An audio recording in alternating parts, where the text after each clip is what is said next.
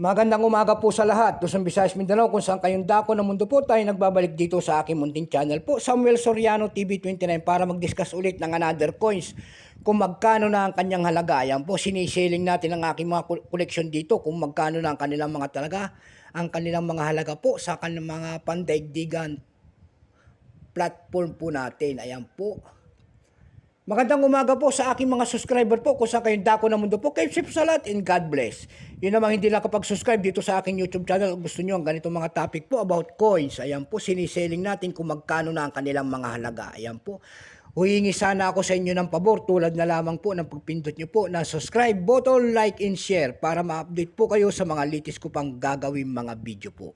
Ang pag-usapan po natin ngayon ay pera po ng Mexico. Ayan. 5 pesos po, pera po ng Mexico. Ayan, year 2001. Ayan po. World coins po, ayan. Bago tayo magsimula sa ating talakayan, kilalanin muna natin siya syempre. Issue po, Mexico, period.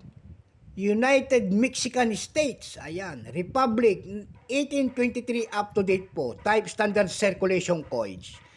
Years, 1997 hanggang 2023 po. Value nito 5 pesos po. Currency new peso 1992 up to date po. Composition po nito by metallic, aluminum, bronze, center and stainless steel ring. Ayan. May bigat po itong 7.7 grams. May haba pong 25.5 mm. May kapal po naman itong 2.3 mm. Hugis po, bilog. Orientation niyan, coin alignment. Ayan, number and dash 589, reference number KM-605. Ito pong year 2021 po, kung tawagin doon nito ng ating Mexico po, ito po ay mo. Ayan, mo. Siyempre, Mexico eh. Ito lamang po ay 16%. Ayan po, kung ilang piraso naman ginawa ng Mexico sa barya na ito po ay 79,169,000 piraso po.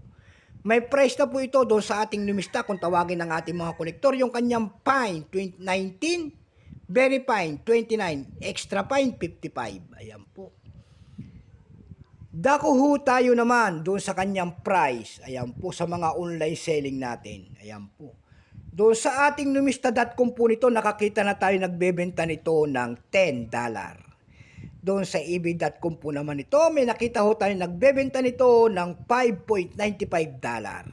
Meron din tayo nakita doon na 261 pesos, 220 pesos per piece.